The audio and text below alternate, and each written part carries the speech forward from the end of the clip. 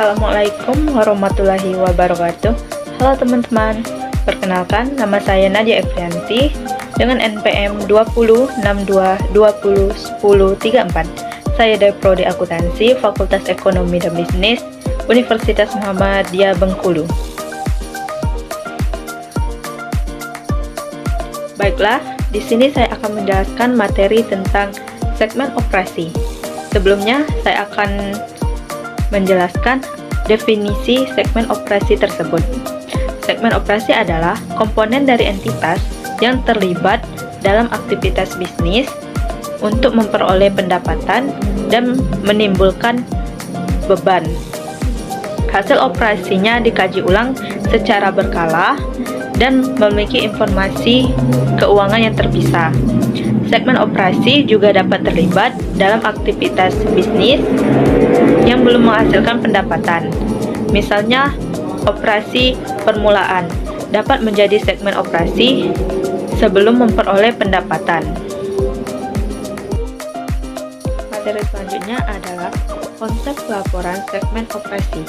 Salah satu strategi yang dilakukan perusahaan dalam mengembangkan bisnis adalah dengan cara melakukan deverifikasi usaha atau penganekaragaman produk bidang usaha atau lokasi perusahaan yang dilakukan suatu perusahaan untuk menghasilkan keuntungan. Dalam melakukan evaluasi, penggunaan laporan keuangan tentu tidak hanya membutuhkan informasi atas operasi perusahaan secara keseluruhan, namun juga informasi atas portofolio usaha yang ada. Selanjutnya, penentuan segmen operasi. Pada penentuan segmen operasi ini, ada beberapa aspek yang harus dipertimbangkan. Langkah pertama, identifikasi CODM. Langkah kedua, bisakah komponen dari entitas menghasilkan pendapatan dan mengeluarkan biaya dari aktivitas bisnisnya? Langkah ketiga, apakah hasil operasi atas komponen dari entitas ditelaah secara teratur oleh CODM sebagai dasar untuk alokasi sumber daya dan penilaian kinerja. Langkah keempat, apakah informasi keuangan yang terpisah tersedia untuk komponen dari entitas? Jika empat langkah tersebut iya, maka tentukan apakah segmen operasi merupakan segmen yang dilaporkan. Jika empat langkah tersebut tidak, maka komponen entitas bukan merupakan segmen operasi.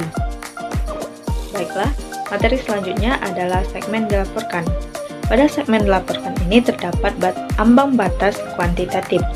Ambang batas kuantitatif terbagi menjadi dua, yaitu ambang batas kuantitatif 10% dan ambang batas kuantitatif 75%. Pada ambang batas 10%, ada dua pertimbangan atas hal tersebut, yaitu aspek materialitas yang lebih lanjut berdampak terhadap aspek biaya, manfaat atas pengungkapan informasi. Pada ambang batas kuantitatif 75%, jika total pendapatan eksternal yang dilaporkan oleh segmen operasi kurang dari 75% dari pendapatan entitas, maka diperlukan tambahan segmen operasi yang dilaporkan hingga sedikitnya 75% dari pendapatan eksternal entitas tercakup dalam segmen dilaporkan. Selanjutnya, ada pengukuran dan pengungkapan. Pada pengukuran, unsur yang dilaporkan adalah ukuran yang digunakan oleh pengambilan keputusan untuk alokasi sumber daya dan penilaian kinerja segmen. Pada pengungkapan, berdasarkan PSAK 5, segmen operasi mengungkapkan informasi yang memungkinkan penggunaan laporan keuangan untuk mengevaluasi sifat dan dampak keuangan dari aktivitas bisnis, yang mana entitas terlibat, dan lingkungan ekonomi di mana entitas beroperasi. Pada materi terakhir ini, ada pengungkapan pada level entitas. Ada 3 pengungkapan pada level entitas ini. Yang pertama, informasi produk dan jasa. Entitas merupakan pendapatan dari pelanggan eksternal untuk setiap produk dan jasa, atau setiap kelompok produk yang serupa, kecuali informasi yang diperlukan tidak tersedia dan biaya untuk mengungkapkannya akan lebih besar. Yang kedua, informasi wilayah geografis. Entitas melaporkan informasi geografis kecuali jika informasi yang diperlukan tidak tersedia dan biaya untuk mengungkapkan akan jauh lebih besar. Pada informasi wilayah geografis ini, pendapatan berdasarkan negara domisili dan semua negara asing. Yang ketiga, informasi pelanggan utama. Entitas memberikan informasi tentang sejauh mana entitas mengandalkan pelanggan utama atau 10%.